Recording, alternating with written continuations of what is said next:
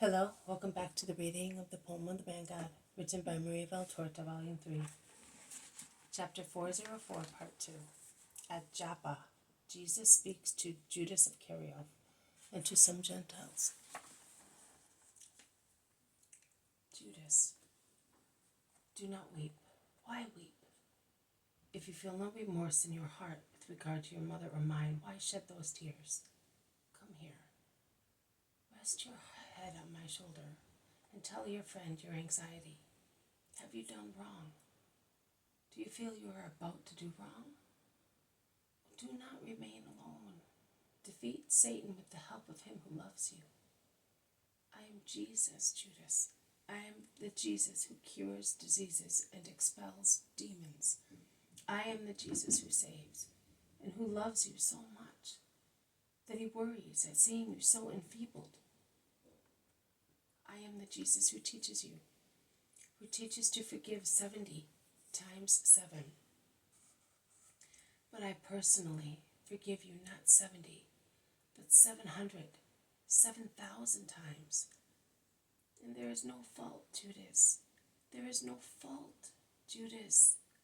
There is no fault, Judas, that I do not forgive, that I do not forgive, that I do not forgive. If the repentant culprit says to me, Jesus, I have sinned, even less if he only says Jesus, and even less if he only looks at me imploringly. And the first faults that I forgive, do you know, my friend, whom I forgive them? The most guilty and the most repentant. And do you know which are the very first ones that I forgive? Those committed against me. Judas, can you not find one word to reply to your master? Is your anguish so severe that it makes words die on your lips? Are you afraid that I may denounce you?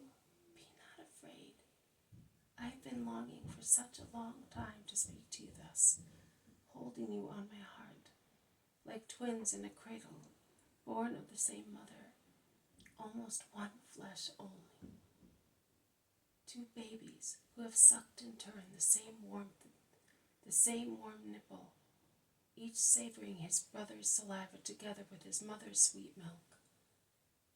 I now have you, and I will not let you go away until you tell me that I have cured you. Be not afraid, Judas. I want your confession.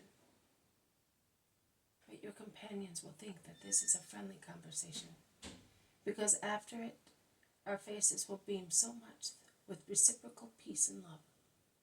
And I will get them to believe so more and more by holding you against my chest at supper this evening, dipping in the dish my own bread for you, and offering it to you as to a favorite. And you will be the first to whom I will give the cup, after giving thanks to God. You will be the king of the banquet, Judas, and you will really be so. You will be the bride of the groom. O soul that I love, if you become clean and free, depositing your dust in my purifying lap. Are you not going to speak, to tell me your grief? You have spoken so kindly to me of my mother, of home, of your love. A moment of weakness. I am so tired, and I thought that you had not loved me thus for some time. No, it is not so. Only one thing of what you said is true, and that is that you are tired. But you are not tired of the road, of dust, of the sun, of mud, of crowds. You are tired of yourself. Your soul is tired of your body and of your mind, so tired that it will end extinguished by deadly tiredness. Poor soul, which I called to eternal brightness. Poor soul, which is aware of my love for you and reproaches you for tearing it away from my love. Poor soul, which reproaches you in vain, as in vain I caress you, for acting underhandedly with your master, But it is not you who acts. It is he who hates you and me. That is why I said to you, do not remain alone. Now listen. You know that I spend most of my nights in prayer. If one day you should feel the courage of being a man, and you wanted to be mine, come to me when your companions are sleeping. Stars, flowers, birds are good, wise witnesses, and they are discreet and compassionate. They are struck with horror at the crime committed in their presence, but they do not utter any word to say to men, this man is the Cain of his brother. Have you understood, Judas? Yes, Master, I have, but believe me, I am only tired and deeply moved. I love you with all of my heart, and all right, that is enough. Will you give me a kiss, Master?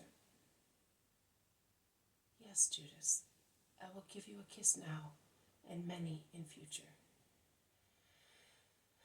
Jesus draws a heavy sigh with grief, but he kisses Judas on the cheek.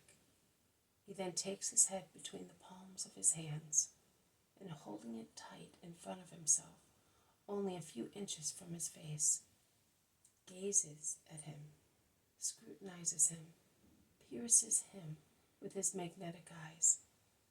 And Judas, a wretched, miserable man, does not turn a hair. He seemingly remains impassive while being examined.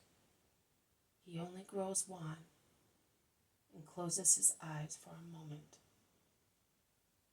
And Jesus kisses his closed eyelids, his lips, and then his heart, bending his head to look for the heart of his disciple. And he says, there you are. To dispel haze, to make you feel Jesus' kindness and fortify your heart. He then lets him go and directs his steps towards the house, followed by Judas. You have come at the right moment, Master. Everything is ready. We were waiting only for you, says Peter. Well, I was speaking to Judas about many things. Is that right, Judas? We will also have to see to that poor old man whose son was killed. Ah! Judas leaps at the good opportunity to recover completely and divert the suspicion of the others, if they had any. Ah! You know, Master, we were stopped today by a group of Gentiles, along with Jews of the Roman colonies in Greece. They asked many questions. We replied as best we could, but we certainly did not convince them. However, they were kind to us and gave us much money. Here it is, Master. We will be able to do much good with it. And Judas produces a large purse of soft leather that gives a silvery sound when laid on the table. It is the size of a child's head. All right, Judas, you will distribute the money impartially. What did the Gentiles want to know? Information on future life, whether man has a soul and whether it is immortal. They mentioned the names of their masters, but what could we say? You should have told them to come. We told them.